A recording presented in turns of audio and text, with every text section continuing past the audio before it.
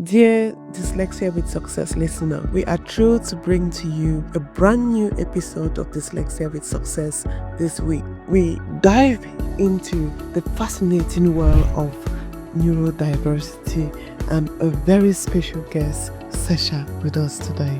In the Inside Conversation, Sesha shares a unique perspective on embracing neurodiversity, breaking down stereotype and highlighting the strength that comes with thinking differently.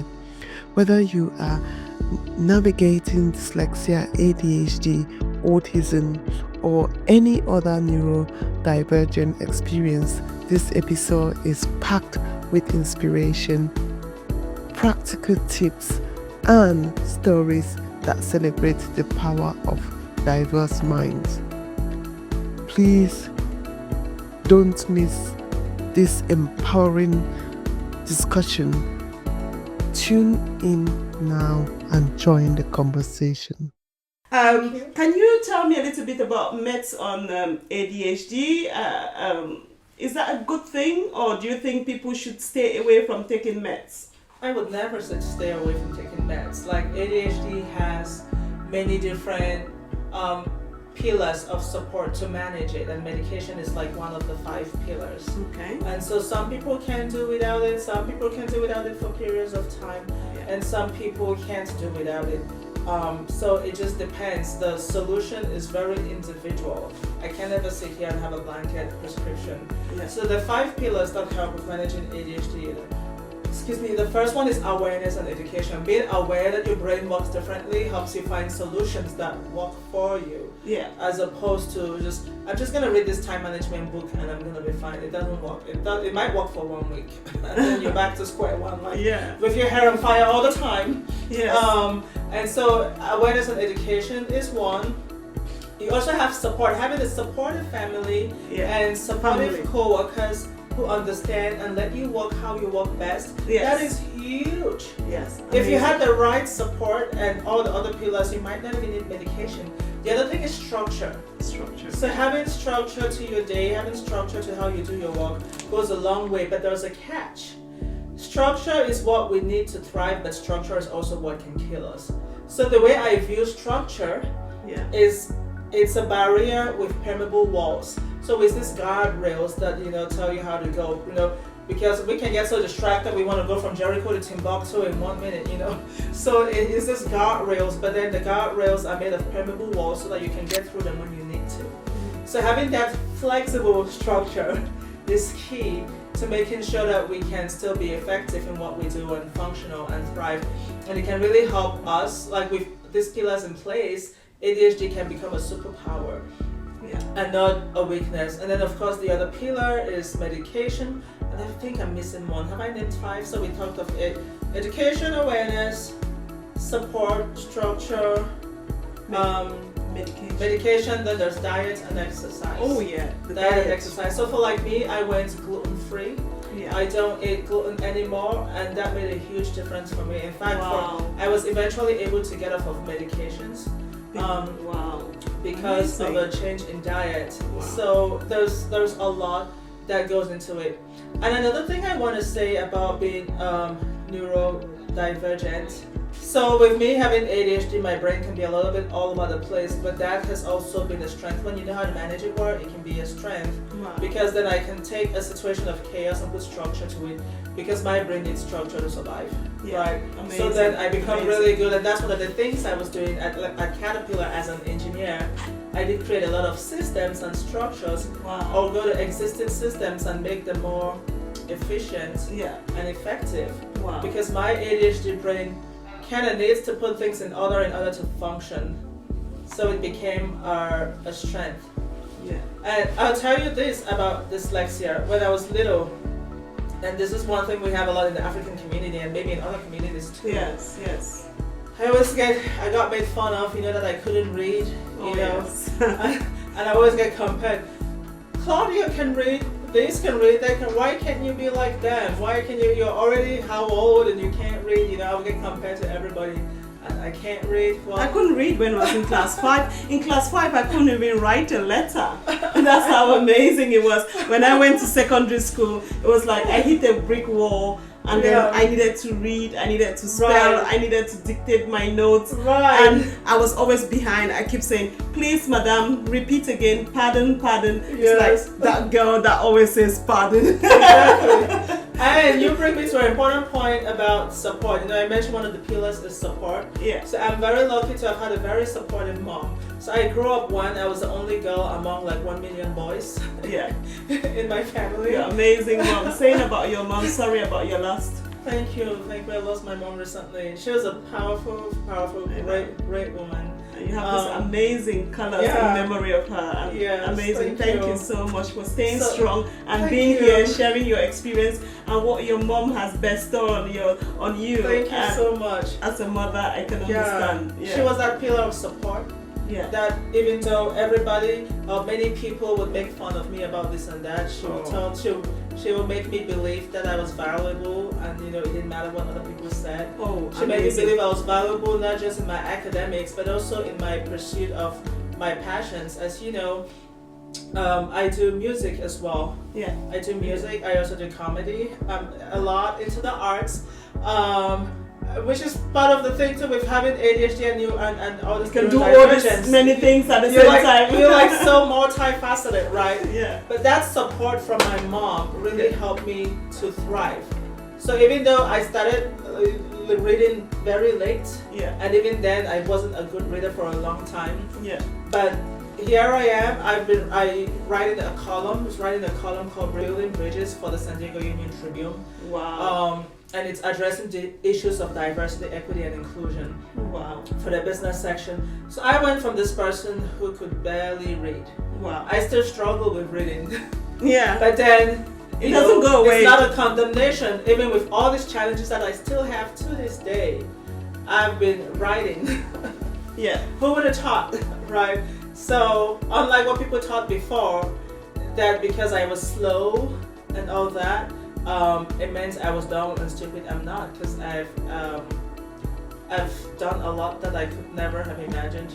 If not for your different brain. Yeah. So it has been a blessing. Exactly. And also a demon as well. Yes, in one way. Sometimes it's a demon, especially when there's a lot of stressors. You know, like when going through severe grief, it's like all the symptoms of all the disabilities just like pop up and you know, they get worse. So it's very important to be intentional about managing them.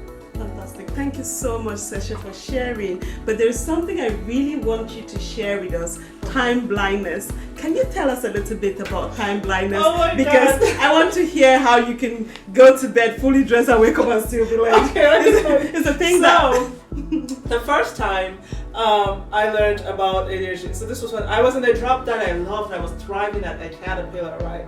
But I always felt like it was a ticking time bomb because I did not fit the structure of go to work at 8 to 5 and so on. I just didn't fit, but because I don't know, for whatever reason, maybe it's my personality or whatever, you know, I got away with a lot of stuff. I didn't know that I was neurodivergent, and that's why I was just not being able to be a typical person. But I felt like it was a ticking time bomb. But I did go talk to a counselor about it. That was the first time I saw a counselor. And when I explained all my challenges, she thought, I think you might have ADHD.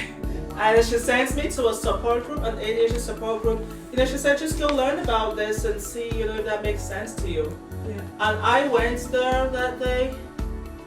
It was like a breath of fresh air. I laughed, I cried. I was like, I found my tribe. Oh yes. I was like, oh my God. But I am not alone. I am not crazy. I'm not stupid. I'm like, this is an actual it's a neurological thing. Yeah. It's not just me choosing to be stubborn or whatever, right? Choosing to come to work late. Choosing to come to work late. So I go there on that very first day. One of the things that people are discussing is about how they can't get to this or that on time. And I'm like, wow. Because, you know, neurotypicals will give us advice like, make sure you pack your clothes that you wear the next day, pack your lunch and everything, so that when you just wake up, you go to work. You go to work, you know. Or when do you wake up now? You know, if you wake up now at 5 in order to be at work at 8, maybe you should wake up at 4. But the truth of the matter is, I can wake up at 1 a.m. so that I can go to work on time at 8, but I'll still find myself rushing to work because we have this time blindness. We have a hard time estimating time and how long it will take to do something. So I could still wake up at 4 and, you know, lounge around or whatever, but I find myself rushing the last 30 minutes, right? So we have a saying in the ADHD world, which is work expands to fit the time. Yeah. So if I have 1 hour to do the thing and I'm rushing and you give me 3 hours to do it, I'll still be rushing because somehow it would end up taking longer. So we can even go to bed, we can go to bed dressed up and all we have to do is wake up in the morning, get in the car and go to work. Yeah. And we might still be rushing. Now, Hallelujah. time blindness is not necessarily an issue for every ADHD person. Every ADHD person is different. People have, you know, the symptoms manifest differently in different people. I know some ADHD people who are very on time all the time. So this is one of the reasons why education and awareness is so important. Because before, when I followed neurotypical strategies to be on time to places, it didn't work. But when I realized that my brain doesn't understand time, then the strategy I use is different, which is now I use routine planners. Okay. So when I wake up in the morning, I don't just have a, you know, I don't just have an alarm to wake up. Yeah. There is an alarm to say, okay, you should start waking up and you should be out of bed now, and oh, you should open the blind, you should be taking a shower. It has an alarm for every step of what it takes to take a shower. Wow. Alarm for how long it takes for me to oil my body, how long it takes every single step.